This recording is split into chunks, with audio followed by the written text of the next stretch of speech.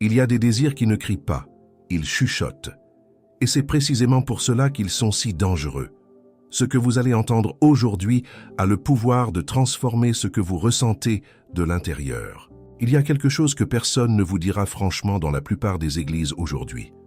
On vous parlera de grâce, de miséricorde, de bénédiction, et tout cela est vrai. Mais il y a une vérité que l'on contourne avec des sourires polis et des sermons confortables. Et cette vérité, la voici. Il existe des habitudes que vous cultivez chaque jour, souvent sans vous en rendre compte, qui éteignent lentement le feu de l'esprit en vous. Ces habitudes nourrissent, pas à pas, les désirs de la chair. C'est une réalité que l'on préfère taire parce qu'elle dérange, parce qu'elle exige quelque chose de nous. Mais l'ignorer ne la fait pas disparaître. Elle continue son travail en silence pendant que nous croyons que tout va bien. Le pire, c'est que cet endormissement peut durer des années. Nous continuons à chanter, à lever les mains au culte, à sourire en sortant. Et pourtant, quelque chose à l'intérieur s'est éteint. Cette distance que l'on ressent sans pouvoir l'expliquer. Ce creux que rien ne semble remplir. Certains l'appellent sécheresse spirituelle. Mais souvent, c'est simplement le résultat d'habitudes que l'on n'a jamais remises en question. Charles Spurgeon, cet homme qui a prêché à des milliers de personnes au XIXe siècle, disait avec une conviction qui traversait les murs de pierre de son tabernacle: « L'âme qui ne lutte pas est une âme qui dort, et une âme endormie est une proie facile pour l'ennemi. » Ces mots résonnent aujourd'hui avec une force que le temps n'a pas émoussée. Nous vivons dans une époque où l'endormissement spirituel est déguisé en confort, en divertissement, en agitation perpétuelle. Vous avez peut-être ressenti cela. Ce moment où vous priez mais les mots semblent vides. Ce moment où vous ouvrez votre Bible mais les lignes glissent sur vos yeux sans toucher votre cœur. Ce sentiment que quelque chose s'est refroidi en vous, sans que vous sachiez exactement quand ni comment cela a commencé. Ce n'est pas un hasard. Ce n'est pas la volonté de Dieu pour vous. C'est le fruit de certaines habitudes qui travaillent contre votre vie spirituelle, souvent dans des zones que vous n'avez pas encore soumises à la lumière de la parole. Des zones confortables, familières, que vous avez fini par considérer comme normales. Mais ce qui est devenu normal pour nous n'est pas toujours ce qui est juste devant Dieu. Et tant que nous ne le reconnaissons pas, nous resterons dans ce cycle d'insatisfaction spirituelle. Spurgeon enseignait que la chair n'est pas seulement un ennemi extérieur, elle est un ennemi intérieur. Elle s'installe dans nos routines, dans nos distractions, dans nos choix quotidiens qui semblent anodins, mais qui, accumulés, deviennent des chaînes. L'apôtre Paul l'a compris mieux que quiconque. Dans sa lettre aux Romains, il écrit avec une honnêteté qui fait presque mal. « Car je ne fais pas le bien que je veux, et je fais le mal que je ne veux pas. » Romains 7, 19. C'est l'homme qui connaît la loi, qui aime Dieu, qui désire le bien, et qui se retrouve pourtant piégé dans des patterns qui le ramènent toujours au même endroit. Nous nous reconnaissons tous dans ces mots. Ce combat n'est pas réservé aux faibles. Il est le lot de tout être humain qui marche dans la foi et qui refuse de s'endormir dans la médiocrité spirituelle. L'honnêteté de Paul est un baume. Elle nous dit que nous ne sommes pas seuls. Alors, est-ce que Dieu nous abandonne dans ce combat? Non. Le même Paul conclut par un cri de victoire. « Qui me délivrera de ce corps de mort? Grâce à Dieu, par Jésus-Christ notre Seigneur. » Romains 7, 24-25. La délivrance existe, mais elle passe par une transformation des habitudes, par une discipline de l'âme que l'on ne peut ignorer sans en payer le prix. Dieu ne nous demande pas d'être parfaits, il nous demande d'être disponibles. Ce que nous allons voir ensemble, ce sont 6 habitudes concrètes, ancrées dans la parole de Dieu. Des habitudes qui éteignent les désirs de la chair et qui fortifient l'esprit, non par un effort humain seul, mais par une coopération avec la grâce divine. Parce que la sainteté n'est pas l'absence de tentation. C'est la présence d'une volonté nourrie par l'esprit. Et cette volonté se forme dans les petites décisions de chaque jour, dans les détails que personne ne voit sauf Dieu. Ces 6 habitudes ne sont pas des théories. Ce sont des pratiques éprouvées, des disciplines qui ont traversé les siècles parce qu'elles fonctionnent réellement. Des hommes et des femmes ordinaires les ont appliquées et ont vu leur vie intérieure se transformer de façon radicale. Pas du jour au lendemain, mais avec une constance qui, progressivement, a déplacé ce qu'ils désiraient, ce vers quoi leur cœur se tournait naturellement, sans même y penser. Nous ne parlons pas d'une perfection inaccessible. Nous parlons de posture de l'âme qui, pratiquée avec humilité et constance, transforme progressivement ce que vous désirez et ce qui vous attire. L'Écriture le promet avec une clarté que rien ne peut effacer. Marchez selon l'Esprit et vous n'accomplirez pas les désirs de la chair. Galates 5,16. Ce verset n'est pas une suggestion, c'est une promesse vivante, destinée à vous aujourd'hui. Alors laissez-moi vous poser une question directe. Qu'est-ce que vous nourrissez en ce moment? Qu'est-ce qui prend le plus de place dans votre esprit, dans votre temps, dans votre énergie? La réponse dit beaucoup sur l'état de votre vie spirituelle. Si vous sentez que votre intimité avec Dieu s'est effritée, que la prière est devenue une simple formalité, ce message est précisément pour vous. Il n'est pas trop tard pour que quelque chose change. La bonne nouvelle, c'est que Dieu vous attend exactement là où vous êtes, avec tout ce que vous portez, avec tout ce qui n'a pas encore changé. C'est depuis cet endroit précis, dans cette honnêteté devant lui, que la transformation commence. Pas demain, aujourd'hui. Si vous désirez aller encore plus loin dans cette restauration, notre guide 21 jours pour restaurer votre intimité avec Dieu vous attend dans le premier commentaire fixé sous cette vidéo. Un chemin de 21 jours conçu pour ceux qui ont soif de retrouver ce feu, cette proximité que seule la présence de Dieu peut donner. Acquérez-le. Votre cœur a besoin de cette rencontre. Et si vous n'êtes pas encore abonné à cette chaîne, c'est le moment de le faire, pour ne manquer aucun message qui peut transformer votre vie spirituelle de l'intérieur. La première habitude qui éteint les désirs de la chair est peut-être celle que l'on sous-estime le plus, la méditation quotidienne sur la parole de Dieu. Pas la lecture rapide d'un verset entre deux tâches de la journée. Pas le passage en revue mécanique d'un chapitre pour cocher une case dans un programme de lecture. Mais une véritable rencontre avec le texte, lente, attentive, qui laisse la parole entrer là où elle fait mal et là où elle guérit en profondeur. Il y a une raison pour laquelle le psaume 119 consacre 176 versets à l'amour de la loi de Dieu. Ce n'est pas une exagération poétique. C'est le témoignage d'un homme qui a découvert que la parole n'est pas seulement un texte à lire. C'est une nourriture sans laquelle l'âme s'affaiblit et perd sa direction. Tes paroles ont été trouvées et je les ai dévorées. Tes paroles ont été pour moi la joie et l'allégresse de mon cœur. Jérémie 15:16. Remarquez le verbe dévorer, pas survoler, pas consulter, dévorer. C'est l'image d'un homme affamé qui mange avec une urgence vitale parce qu'il sait que sans cette nourriture, il ne peut pas vivre. Et c'est exactement ce que la méditation quotidienne de la parole produit en nous.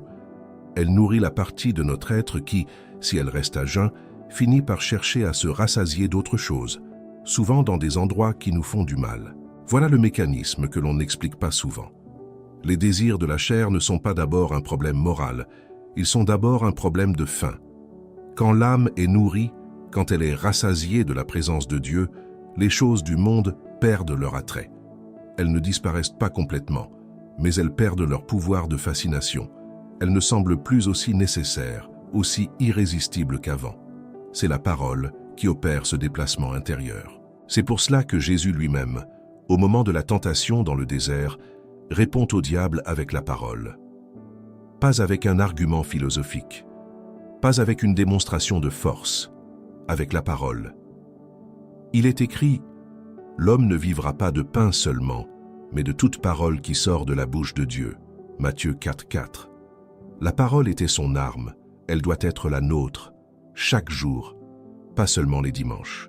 La méditation, c'est l'art de rester avec un texte assez longtemps pour qu'il vous parle.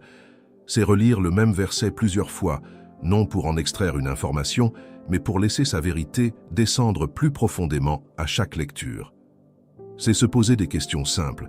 Qu'est-ce que Dieu dit ici? Qu'est-ce que cela révèle sur son caractère? Qu'est-ce que cela change dans ma façon de vivre aujourd'hui? Et attendre la réponse, sans se précipiter. Ce n'est pas une pratique réservée aux théologiens ou aux pasteurs. C'est une habitude accessible à chacun, à n'importe quelle heure de la journée. Une mère de famille qui prend 10 minutes le matin avant que ses enfants se réveillent. Un homme qui relit un verset pendant sa pause déjeuner. Une personne âgée qui médite un psaume avant de dormir. La durée importe moins que la régularité et l'intention sincère du cœur. Ce qui change, ce n'est pas la quantité de texte que vous lisez, c'est la profondeur avec laquelle vous le recevez. Un seul verset vraiment médité peut transformer une journée entière. Il peut surgir au moment précis où la tentation se présente et devenir le rempart dont vous aviez besoin sans le savoir. J'ai caché ta parole dans mon cœur afin de ne pas pécher contre toi. Psaume 119, 11. Voilà une promesse que vous pouvez expérimenter par vous-même aujourd'hui. Caché dans le cœur, pas dans la mémoire intellectuelle. Dans le cœur, c'est une distinction qui change tout. Une vérité stockée dans la mémoire peut s'effacer dans le feu de la tentation. Une vérité habitée par le cœur devient un réflexe, une boussole intérieure qui vous oriente même quand vous n'avez pas le temps de réfléchir.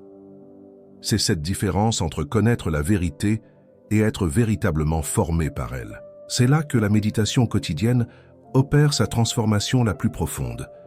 Elle ne se contente pas de vous informer, elle vous forme. Elle remodèle peu à peu la façon dont vous percevez les choses, dont vous répondez aux tentations. Ce changement ne se produit pas en une semaine de lecture intensive. Il se produit dans la fidélité tranquille de chaque jour, dans ces moments apparemment ordinaires où vous ouvrez votre Bible non pas par obligation, mais par soif réelle. Commencez par ce que vous avez. Si vous n'avez que 5 minutes, donnez ces 5 minutes avec une attention totale. Choisissez un livre de l'Écriture et avancez-y lentement, verset après verset, sans chercher à tout couvrir rapidement. Et quand une phrase vous arrête, quand quelque chose résonne dans votre poitrine, restez là. C'est souvent à cet endroit précis que Dieu veut vous parler, dans ce silence habité que la méditation crée entre vous et lui. Certains diront qu'ils n'ont pas le temps. Mais la vérité, c'est que nous trouvons toujours du temps pour ce que nous considérons comme essentiel. Et si la parole ne vous semble pas encore essentielle, c'est peut-être parce que vous n'avez pas encore découvert ce qu'elle peut faire dans une vie qui lui ouvre vraiment la porte. Essayez pendant une semaine avec honnêteté et observez ce qui change. La parole de Dieu n'est pas un outil parmi d'autres dans la vie spirituelle. C'est le fondement sur lequel tout le reste repose. Sans elle, la prière manque de direction. Sans elle, le discernement s'émousse. Sans elle, les désirs de la chair retrouvent rapidement leur emprise. Mais quand elle habite vraiment en vous, elle devient ce que l'auteur de l'Épître aux Hébreux décrit. Plus tranchante qu'une épée à 2 tranchants, pénétrante jusqu'à diviser âme et esprit. Hébreux 4:12. C'est cette épée que vous avez besoin d'aiguiser chaque matin, dans la régularité et la foi. Non pour blesser les autres, mais pour couper net ce qui, en vous, cherche à vous éloigner de la présence de Dieu. Parce que la chair ne cède pas face aux bonnes intentions. Elle cède face à la vérité vivante reçue avec humilité et gardée avec soin dans les profondeurs du cœur. La deuxième habitude va s'appuyer sur ce fondement pour l'approfondir encore davantage, en vous conduisant vers une dimension de la vie spirituelle que beaucoup négligent sans réaliser ce qu'ils perdent. La deuxième habitude est celle que l'on a le plus de mal à maintenir dans une époque où tout va vite et où le silence est devenu presque insupportable, la prière persévérante et intentionnelle. Non pas la prière récitée par habitude, celle que l'on murmure en 5 minutes avant de dormir, mais la prière qui coûte quelque chose, celle qui demande du temps, de l'attention et une volonté réelle de se placer devant Dieu avec honnêteté, sans masque et sans fuite. Il y a quelque chose que beaucoup de croyants ont oublié. La prière n'est pas un outil pour obtenir des choses de Dieu. C'est avant tout un lieu de communion avec lui. Et quand la communion est réelle, quand elle est nourrie avec constance, quelque chose se déplace dans le cœur. Les désirs de la chair perdent de leur intensité, non pas parce qu'on les combat directement, mais parce qu'ils sont progressivement remplacés par quelque chose de plus grand, de plus durable, de plus vrai. Jésus l'a dit avec une clarté qui ne laisse aucun doute.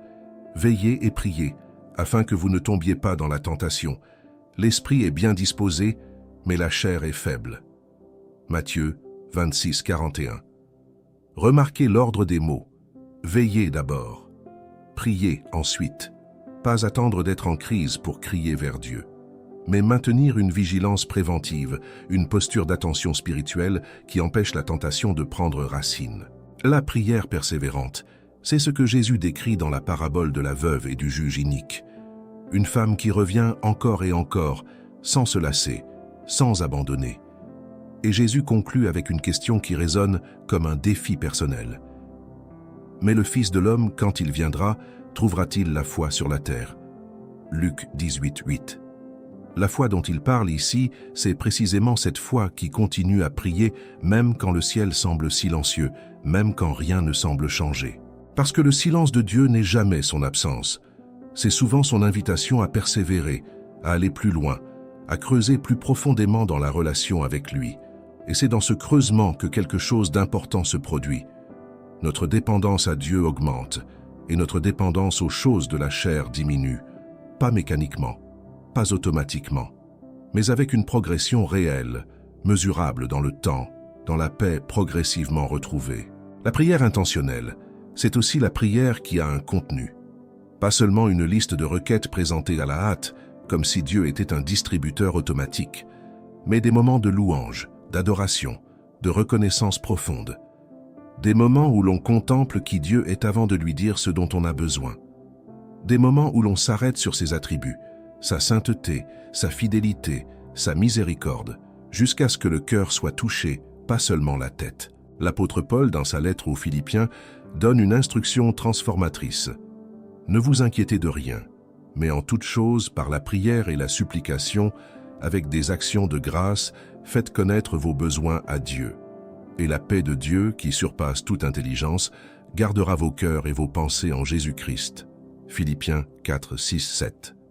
La paix qui garde comme un sentinelle.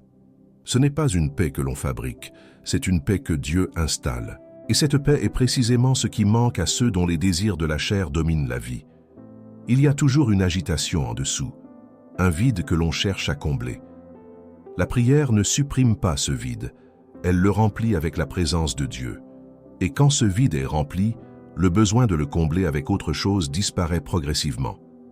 Ce n'est pas une formule magique, c'est une dynamique spirituelle réelle, éprouvée par des milliers de croyants à travers les siècles. Peut-être que votre vie de prière ressemble à cela en ce moment. Quelques minutes ici et là, des mots épars, une routine qui s'est effilochée sans que vous sachiez vraiment comment ni pourquoi. C'est plus commun qu'on ne le pense. Ce n'est pas une condamnation, c'est un point de départ. Parce que la prière ne reprend pas là où on l'a arrêtée, elle reprend là où l'on est, maintenant, avec ce que l'on a. Et Dieu reçoit cela avec une tendresse que les mots peinent à décrire.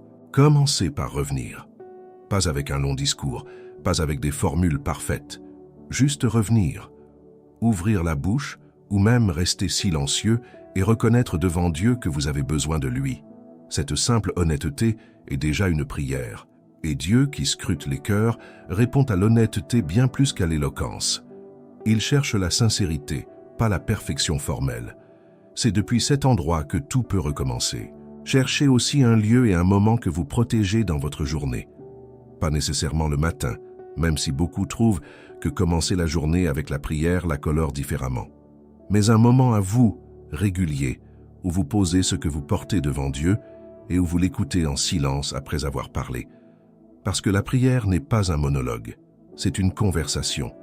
Et les meilleures conversations ont des silences habités. Et pour ceux qui sont en ce moment dans un combat particulièrement difficile avec les désirs de la chair, il y a une forme de prière que l'Écriture recommande avec insistance, la prière de jeûne. Jésus ne dit pas « si vous jeûnez », il dit « quand vous jeûnez », Matthieu 6, 16. Il suppose que ses disciples jeûneront, parce que le jeûne est une façon de dire au corps qu'il n'a pas le dernier mot. C'est un acte concret de souveraineté de l'esprit sur la chair. La prière persévérante et intentionnelle n'est pas une discipline parmi d'autres. C'est le souffle de la vie spirituelle. Sans elle, tout le reste s'asphyxie lentement. Avec elle, même les jours les plus difficiles ont une ancre, un lieu vers lequel revenir, une présence qui ne se dérobe jamais, parce que Dieu a promis d'être proche de ceux qui l'invoquent en vérité, et cette promesse tient hier, aujourd'hui et pour toujours. Cela étant posé, la prière seule ne suffit pas si les portes de vos sens restent grandes ouvertes à ce qui nourrit la chair. Et c'est précisément ce que la troisième habitude va vous apprendre. Comment garder votre cœur et votre regard sous la seigneurie de Christ, là où la tentation frappe le plus souvent et le plus fort. La troisième habitude touche à quelque chose que beaucoup évitent d'aborder directement, la garde des yeux et du cœur. Jésus ne plaisantait pas quand il disait « Si ton œil droit est pour toi une occasion de chute, arrache-le et jette-le loin de toi. » Matthieu 5, 29. Ce langage radical n'est pas une invitation à la mutilation, c'est une invitation à prendre au sérieux ce que vous regardez, et surtout, ce que vous laissez s'installer dans votre regard jour après jour. Parce que ce que vous regardez finit toujours par façonner ce que vous désirez. Pas immédiatement, pas toujours de façon consciente, mais avec une constance silencieuse qui s'installe dans les profondeurs de l'âme, bien avant que l'on réalise ce qui s'est passé. Les yeux sont les fenêtres par lesquelles le monde entre en nous, et ce monde a beaucoup à offrir qui n'est pas bon pour l'âme. La vigilance ne commence pas au moment de la tentation, elle commence bien avant, dans les habitudes ordinaires du quotidien, dans les choix apparemment anodins que l'on fait sans y penser. Nous vivons dans un monde qui bombarde les yeux et l'esprit en permanence. Les écrans sont partout, les images sont omniprésentes, et une grande partie de ce que le monde propose à notre regard n'est pas neutre. C'est conçu pour éveiller des désirs, créer de la convoitise, alimenter l'insatisfaction. Chaque chose que l'on contemple longtemps finit par laisser une trace dans l'âme. C'est la loi de l'imitation intérieure, et elle s'applique aussi bien aux images qu'aux idées. Le roi David en a fait la douloureuse expérience. Un soir, depuis la terrasse de son palais, il aperçoit Bethsabée. Il pourrait détourner le regard. Il ne le fait pas. Et de ce regard prolongé naît une série de décisions qui aboutissent à l'adultère et au meurtre. Ce n'est pas que David était un homme sans foi, c'est qu'il a laissé ses yeux s'attarder là où ils n'auraient pas dû. Et l'âme suit toujours ce que les yeux ont accepté de contempler. L'apôtre Jean décrit avec précision le mécanisme de la tentation. Tout ce qui est dans le monde, la convoitise de la chair, la convoitise des yeux et l'orgueil de la vie. 1 Jean 2, 16. La convoitise des yeux est souvent la porte d'entrée par laquelle les autres désirs s'infiltrent. Ce que vous permettez à vos yeux de voir détermine en grande partie ce que votre cœur finira par convoiter. Ce n'est pas une théorie, c'est une mécanique spirituelle que l'Écriture confirme. Garder ses yeux, c'est donc poser des choix pratiques et courageux. Cela peut signifier couper l'accès à certains contenus sur votre téléphone ou votre ordinateur. Cela peut vouloir dire ne pas regarder certaines émissions, même si tout le monde autour de vous les regarde. Cela peut impliquer de quitter une conversation, de fermer un onglet, de sortir d'une pièce. Des décisions qui paraissent petites, mais qui sont en réalité des actes de gouvernance spirituelle sur votre propre vie.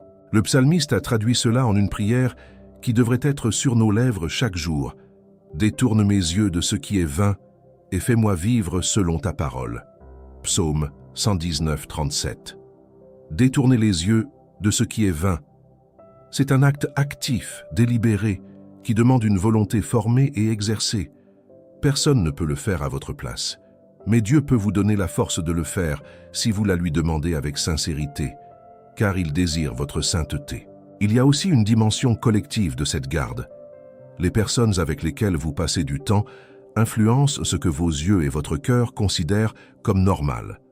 Si vous vous entourez de personnes dont les conversations alimentent sans cesse les désirs de la chair, votre résistance s'érodera progressivement. Ce n'est pas du jugement, c'est de la sobriété spirituelle. L'Écriture dit clairement « Les mauvaises compagnies corrompent les bonnes mœurs » 1 Corinthiens 15, 33. Cela ne signifie pas fuir le monde ou couper tout contact avec des personnes non croyantes. Jésus lui-même était l'ami des pécheurs. Mais il y a une différence entre fréquenter le monde pour porter la lumière et laisser le monde s'installer confortablement dans vos habitudes de regard et d'écoute sans que vous ne le remarquiez même plus. Cette distinction est essentielle à comprendre et à vivre au quotidien. La garde du cœur va encore plus loin. Salomon a écrit « Garde ton cœur plus que toute autre chose, car de lui viennent les sources de la vie. » Proverbe 4, 23. Le cœur est le centre de commande de votre vie spirituelle. Ce que vous y laissez entrer finit par déterminer ce que vous désirez, ce que vous dites, ce que vous faites. La garde du cœur, c'est donc la surveillance de ce que vous nourrissez intérieurement dans les moments ordinaires de chaque journée. Concrètement, cela signifie être attentif à ce qui occupe vos pensées pendant les moments libres. Quand vous n'êtes pas occupé, vers quoi votre esprit se tourne-t-il spontanément? Ces pensées automatiques révèlent ce que vous avez semé dans votre cœur. Et si elles vous troublent, si elles s'éloignent de ce qui est pur et bon, c'est le signal qu'il faut changer ce que vous semez, dans vos lectures, vos conversations, vos divertissements vos méditations quotidiennes. Paul donne dans sa lettre aux Philippiens une liste qui ressemble à une description de ce que le cœur gardé contemple. Tout ce qui est vrai, tout ce qui est honnête, tout ce qui est juste, tout ce qui est pur, tout ce qui est aimable, tout ce qui mérite approbation. Pensez à ces choses. Philippiens 4:8. Ce n'est pas une liste restrictive, c'est une invitation à orienter activement l'esprit vers ce qui élève et sanctifie, vers ce qui ressemble à Dieu. La garde des yeux et du cœur n'est pas une forme de puritanisme qui cherche à éteindre la joie de vivre. C'est au contraire une façon de protéger ce qui est précieux en vous, cette capacité d'émerveillement, de communion avec Dieu, de désir du bien, contre tout ce qui cherche à la corrompre. C'est une habitude qui, exercée avec constance et humilité, devient progressivement une seconde nature, un instinct spirituel. Ce que vous choisissez de regarder, d'écouter, de fréquenter, de nourrir intérieurement, tout cela construit ou détruit votre vie spirituelle de façon invisible mais certaine. La 4e habitude va maintenant vous montrer comment ce combat devient moins solitaire, plus fort et plus ancré dans une communauté vivante qui vous portera là où vous ne pouvez pas aller seul. La 4e habitude est celle dont on parle souvent en surface, mais dont on mesure rarement la profondeur réelle. L'ancrage dans une communauté spirituelle authentique. Pas simplement assister à une réunion d'église le dimanche matin, saluer quelques personnes dans le couloir et repartir chez soi comme si de rien n'était. Mais une appartenance réelle, engagée, où l'on est connu, où l'on peut être vulnérable et où l'on porte le poids des autres autant qu'ils portent le nôtre. L'Écriture ne présente jamais la vie chrétienne comme une aventure solitaire.